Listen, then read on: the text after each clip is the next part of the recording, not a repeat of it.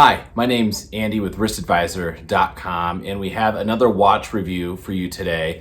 Today we are going to be doing a hands-on watch review with the Bell & Ross BR05. This was released in 2020, and this is part of the new Urban collection from Bell & Ross. So before we give you some close-up shots of this watch, change the camera angle on you so you can see this in a closer view. Just kind of want to talk about the perception of this watch when it was released, some of my thoughts from a higher level.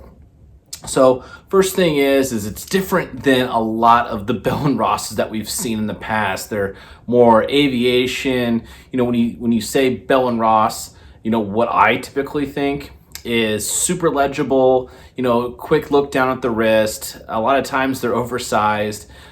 That's not something that you get with the Urban collection. So when it was released, I think a lot of people are a little bit taken back by it because it's just not part of its typical collection.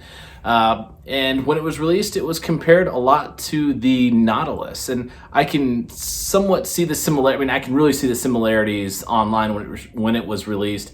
It's something that I thought of. I listened to a lot of other content creators that were pushing people towards that direction.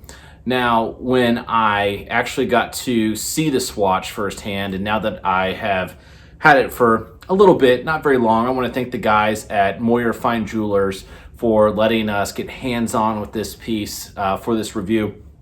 You know, I think it's something that it's not a homage watch to the Nautilus. This is something that is separate on its own. And I really think that you have to see it to believe it. And I think why it got pushed down that route is because a lot of people rushed to judgment on it, and they made these comparisons without getting hands-on with it first. So I don't know how many recent videos are done on this. So, you know, if you're in the market for this, I really hope that you find this channel, you find this video, because I might give you a little bit different perspective than when this watch was originally released. So this one's actually really special. So this is the BR05, a blue skeletonized dial. This is limited to 500 pieces. So I was really excited that this is the one that we were able to get hands-on with for this review, because there is not very many of them. They're super popular, and if this is the one that you end up getting, call the guys at Moyer if you're interested in it. You'll probably never see anyone else with this on. So let's get into some closer looks of this watch. Let's flip the camera angle around so you'll be able to see it. And we'll go through some of the specs, the things that we like, that we don't like, so you guys can get a full hands-on review. All right, so now we are getting a close-up look of the Bell & Ross BR05, or I should say 05. And this specific one is the see-through dial blue. Now this is, like I said before, limited to 500 pieces. And it's pretty rare. It is priced a little bit higher. This one I think comes in at $6,900. The ones that don't have the see-through dial come in, I think, around $4,900. So there is a considerable price increase between the two.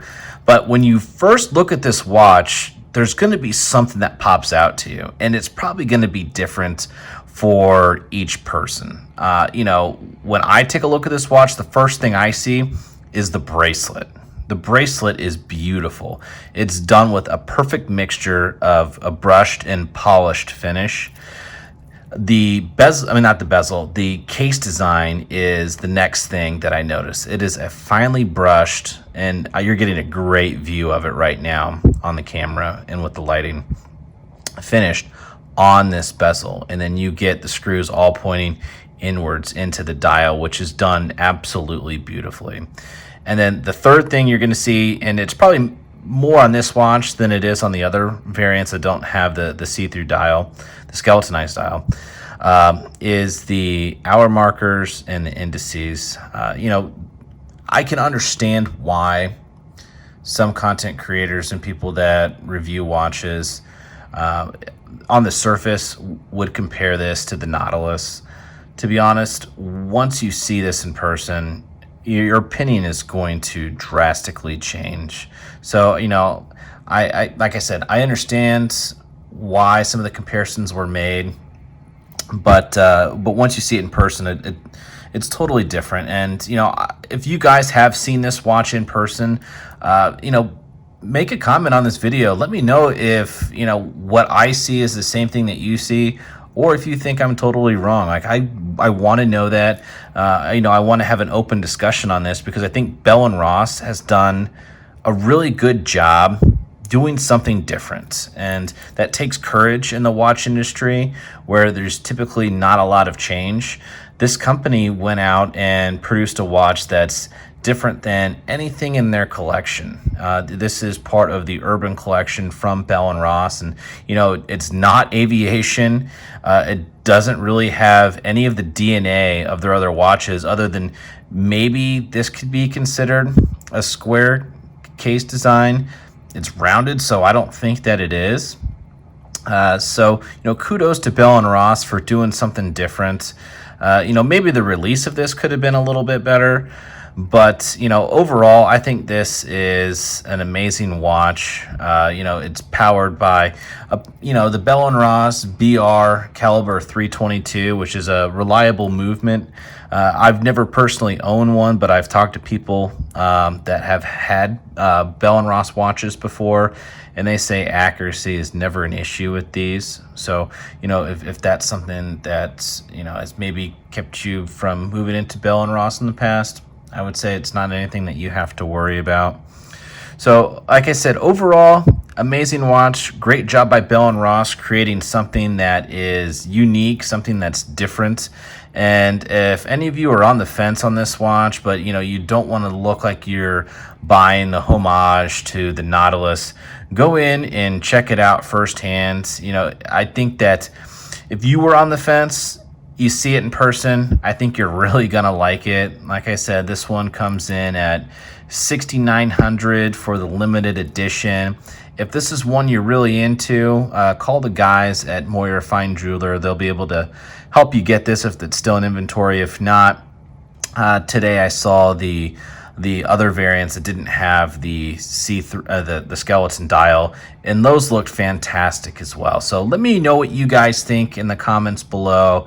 And as always, if you like this video, please give us a like. If you like the channel, subscribe to it. It really does help us be able to provide more watch reviews like we're doing. So one more quick shot of this. Forgot to give you one on the wrist. It looks absolutely amazing. It will definitely stand out.